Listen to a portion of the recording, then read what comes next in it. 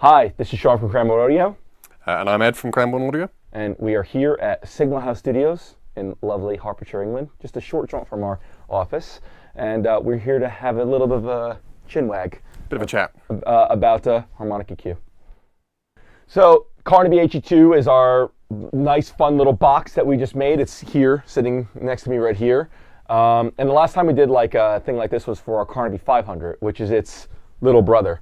In fact, it's over there in the rack over there, just peeking its little nose over there.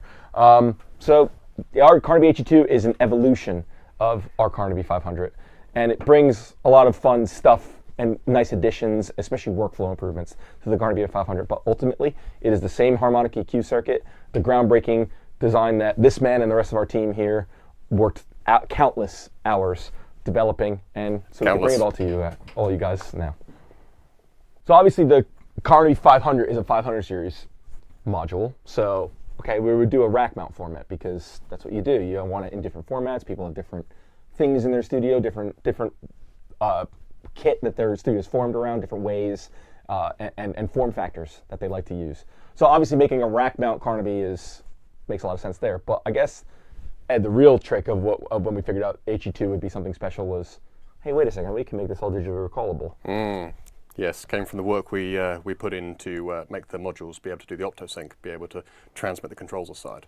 That's naturally led into this. And beyond OptoSync, right? I mean, part of the reason why we needed to make stuff digitally recallable is not because, well, digitally recallable is hugely beneficial, obviously, but the other problem is you can't really make a HamonicEQ with all the switching that occurs any other way.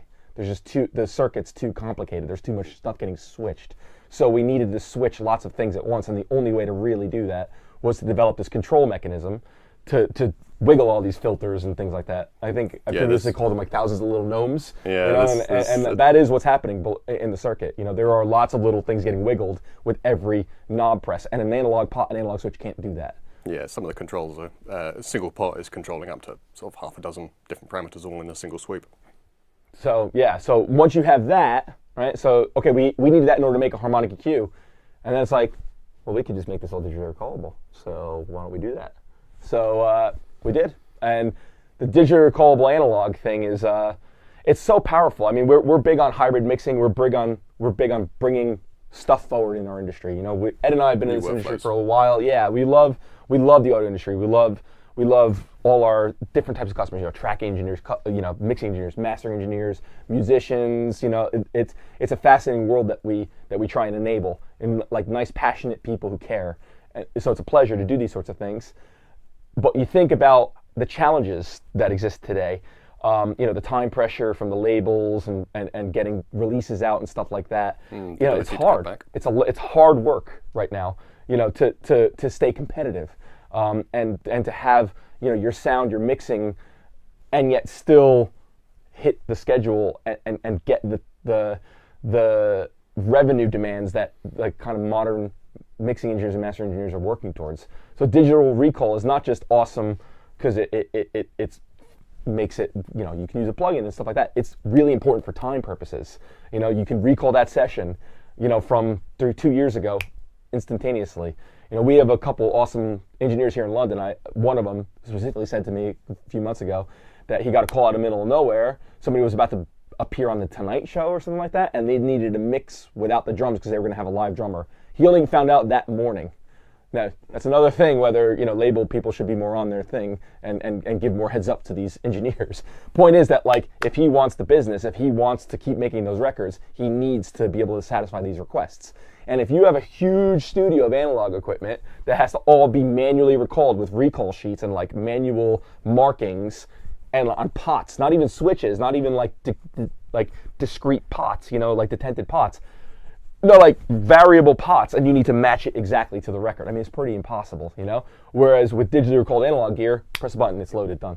It doesn't get any more hybrid than digital control, but analog sound.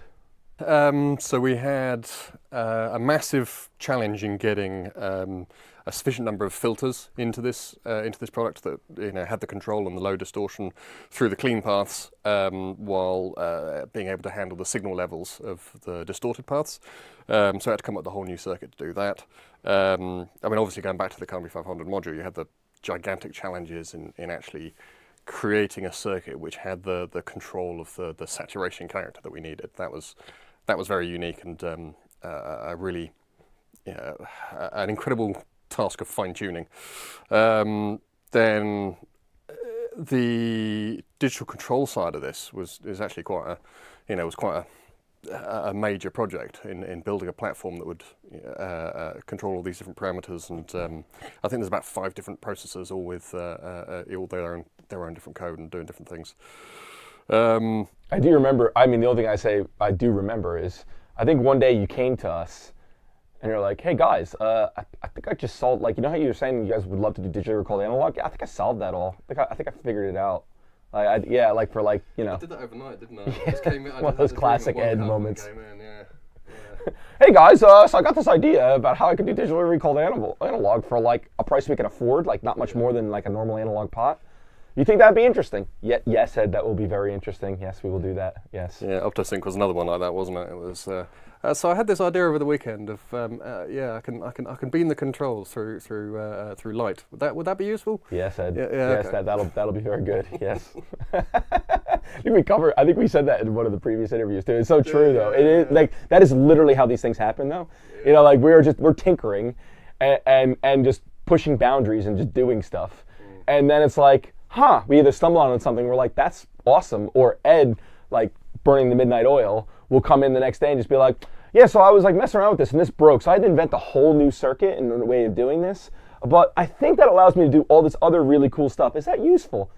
Yeah, that's going to be pretty damn useful, yeah. That's or not, awesome. Is the other or way. not, it sometimes does happen too. That's I've invented a lot of circuits that you'll never see because they don't do anything, or they do some things great and have a gigantic fundamental flaw in them, but so you never see the light of day of those ones, but for every, there's hundreds and thousands of simulations of interesting ideas I had, many of which work, many of which don't, but it's always fun, exploring the solution space so I can come up with something novel. And there's one thing getting your simulations and circuits to work and to get them. It's another thing to be like, is this interesting for audio? No, Ed, nobody cares about being able to push a signal 300% past clipping and or whatever, whatever crazy idea he comes up with. But that's one of the things I love though, Ed, is that like we just try stuff. We just do stuff and we're not that precious. We just kind of let things develop. And then we take stock at some point, like, hey, was this a thing? Is this a thing? Is this useful? Get a feel for what doing strange things will sound like, and then translating that back to the the studio experience from your history, and seeing if it's going to enable something that's really interesting for the users. I mean, it's even funny, something like Camden, when we were doing the Mojo circuit, right? So the Mojo is our first foray into analog saturation and tunable analog saturation. The original idea was like having a transformer or a tube that we could like mix in for saturation. It was actually so basic, you know what I mean? I say so basic, I mean, there's not a lot of stuff that does that kind of stuff, but basic compared to where we've gotten to in terms of understanding saturation. At first it was like, let's put a transformer down and like be able to do a dry wet with it, which is like not that exciting now that we know what we know now that we can do what we can do now. But in 2017, 2016 or whatever this was when we were exploring this stuff, that sounded like it could be fun. And fun to try, and it was going down that path of saying, all right, let's try a transformer there, and then looking at all the problems, like, oh, that's not good. Oh, wait, a transformer costs that much money. Wait, I can just do that this way, and so you kind of, there's no such thing as a stupid question in development and research. They always say that, like good questions provoke good iterative design and like call out to an engineer to like solve problems and try stuff, and so that's what we love doing. But even a stupid question can connect something interesting. You can go, is this a good idea? No, that's a terrible idea. Well, but it does give me this idea, and that could work. That happens a lot as well. It does. It's very true. Analog just has a magic that just sounds amazing because it's complex. It's like there's a lot of stuff happening. There's a lot of interactions between components and things, and they're chaotic. You can't possibly model all that behavior. It's just way too much to model and understand and recreate in DSP. Like, truthfully, in DSP you can model lots of stuff. You can do all this stuff. It's these interactions in vintage gear are too innumerable to possibly model all of them. They truly, you could focus on a few key bits and put a lot of effort into them. That maybe might get you 90% of the way there. It is absolutely impossible to perfectly recreate all of the tiny interactions in an analog circuit. And I'm talking about simple analog circuit. I'm talking about like a basic tube compressor or something like that has like not a lot of components, let alone something that's really advanced. There's just too much stuff there. There's too much stuff that you would have to measure, and they're nonlinear, and they occur at different frequencies, at different temperatures, at different lengths, at different ages. Like, it's just way too much to model. So you can't really do it in DSP. So what's cool about Carnaby is all that stuff is happening in analog. So it's all the analog chaotic nature of things that is happening, and we've just tamed it a little bit, but let it grow wild. You know what I mean? But what we've done is put this framework around it to allow you to control it and get the best from it. So analog's going mental under the bonnet, but then you're like, it's like a panopticon. You're over the analog zoo, like feeding it at this time and doing. So it's fun. It's like horticulture or something. I can't even explain it. It's like we're letting the circuit do mad things, but we can control it. And this goes back to that parameter, that thing where you turn a knob and lots of things are being adjusted. If you kept any of those things the same as you turned it, the whole thing would go wildly out of control. It's only because and sound terrible. And sound terrible. Oh, just awful. There's 1,000 terrible sounds you could make with the controls in it. But yeah, because as you adjust it, it's bringing in this, bringing up that. Keeping these in areas where they sound good. It stops it from going wild or oscillating or doing many other things that would happen if it was a purely analog circuit without digital control. But it's always on the verge of doing those things. Best bits of analog, best bits of digital. The most exciting part for me about product development is not like don't get me wrong, making stuff is fun, exploring stuff and trying to make, but ultimately when it's done, when it goes in the hands of people and people create art using it, that's the best moment. That's the moment, and that's the moment we're at now. So soon, very soon, you'll be able to get a Carnaby HE2. And the number one thing I want to say is tell us what you find. Like, we love hearing about it.